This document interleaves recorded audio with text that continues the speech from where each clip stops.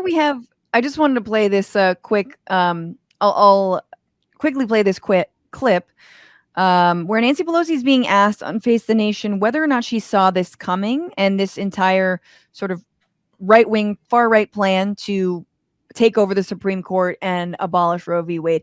And she's being asked in response to Gavin Newsom. And when Pelosi v. Gavin Newsom, when you're like on Newsom's side, you realize how far right our Democrats actually are. So take a look. California's Governor Gavin Newsom said Democrats have failed to target Republicans on this issue.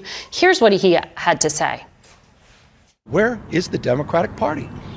Where's the party?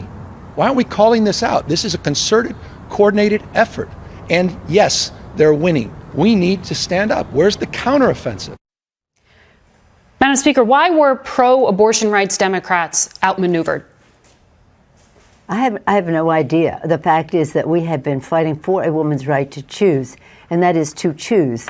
We have been fighting against the Republicans in the Congress constantly because the fact is they're not just anti a woman's right to choose in terms of terminating a pregnancy, but in terms of access to contraception and family planning and the rest, both domestically and globally. Mm-hmm. This is a constant fight that we've had for generations, decades, I should say, right. In my case, in the Congress. And we had been bipartisan early on, support for a woman's right to choose, until the politics have changed. And that's what happened at the court. Yeah. The science hasn't changed, but the court changed, and therefore they're deciding that it will be different. I have no idea why anybody would make that statement unless they were unaware of the fight that has been going on. Well, a few main key things. Obviously, this woman refuses to even say abortion. Mm-hmm. But specifically, I wanted to get your reaction, Andrew, to how did you get outmaneuvered? I have no idea.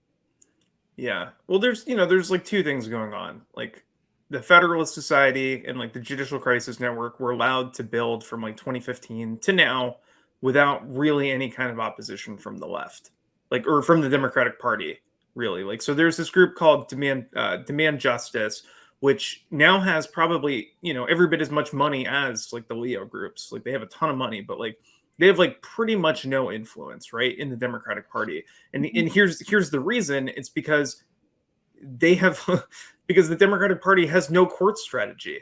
Like, they don't want to add seats right now, and they also don't even universally support abortion rights, right? Like, Joe Manchin is allowed to freelance on this topic, and then Kyrsten Sinema, okay, so you pointed out that the bill wouldn't have even passed this week or last week, and that's because of the filibuster, right? And there's no plan to eliminate the filibuster. They've allowed Manchin and Sinema to freelance on that topic and prevent any changes from happening. Yeah, I mean, when it comes to the Democrats, for me on this, it's like, they're like, we've been telling them we don't want them to do that. And it's like, but you're playing like a board game. Like, you're playing a real game with rules. They're redistricting. They're doing all kinds of stuff that you could at least copy off of. You could at least try to win some territories back. You could at least be unkind to them. Like, they offer them so much graciousness and are like, doggone it, they cheated this time, but we have to let them win. And done this the whole time. Yeah, and there's never a litmus test when it comes to Democrats. There's a million litmus tests on the right. Oh my God, if you don't kiss the ring properly in this way and then back out of the room, in a certain way for Trump, like, you don't go to Mar-a-Lago, you're fucking out, man. You look at Madison Cawthorn. I mean, it's hilarious. He's just been booted from the castle so quickly. And yet Democrats have no litmus test, including being pro-choice. You can't even, up until recently, Nancy Pelosi was saying, yeah, you can be anti-choice and be a Democrat. And in fact, we all know she's campaigning for Henry Cuellar in Texas. And everyone should go donate right now to Jessica Cisneros, obviously. But I wanted to ask you, Andrew, if you were to craft, like, what could they, this is what liberals ask me all the time, like my mom, like centrists, are like, what could we have done? I love you, Mom, if you're watching. But the point is that sometimes you ask these questions. And my question to you is, what could Democrats have done and what should they be doing in the future, especially when it comes to expanding the court. Yeah. Well, I mean, they could have passed legislation to codify Roe v. Wade. Like it's, it's been the law of the land since 1973, effectively, but it has never been codified by Congress. And like, there was a whole, movement like in 2007, 2008 pushing that.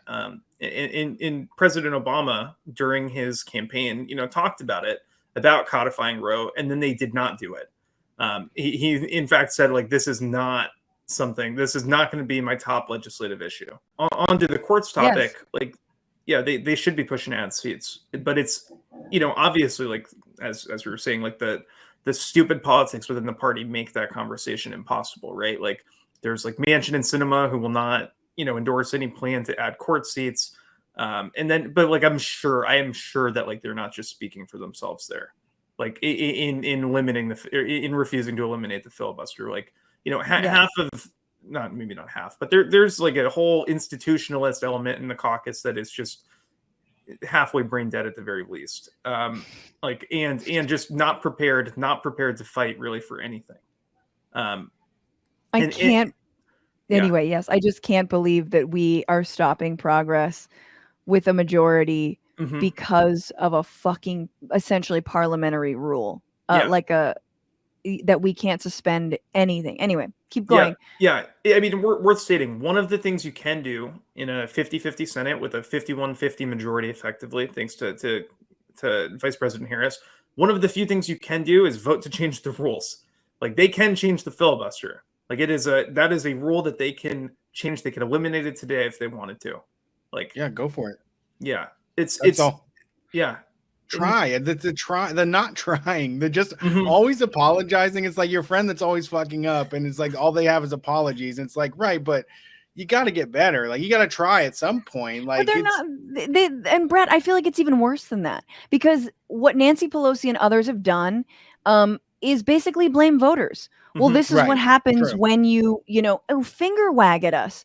This is what happens when you vote third party or whatever the hell they're trying to like claim that Jill Stein was the problem or whatever the fuck, or that Bernie bros, blame whatever. Look, I have my shit with the left that was saying that Bernie and Hillary are the fucking same. Everybody knows that they were not the goddamn same.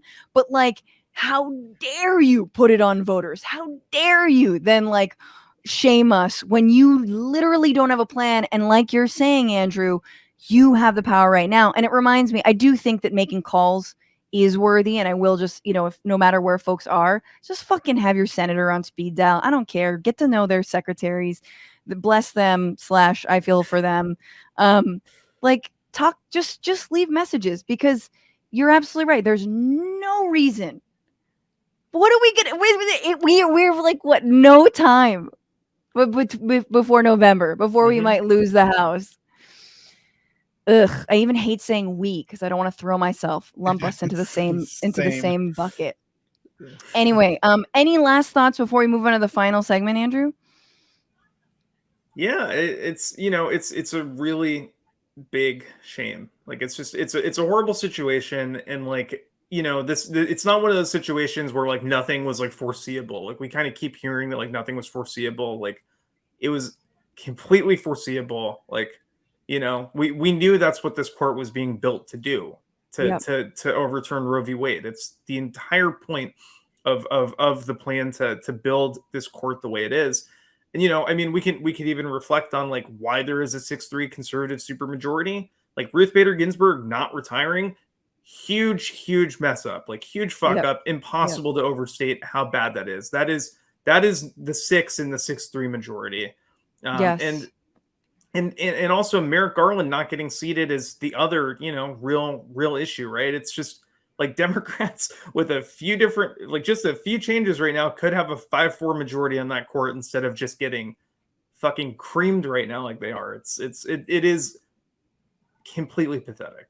What's going on, Frantifa? If you haven't already, subscribe to this channel right now. Hit that button. And also, you can become a patron and support the show every single week. Get access to bonus episodes and exclusive merchandise. Patreon.com/Bitchuation Room.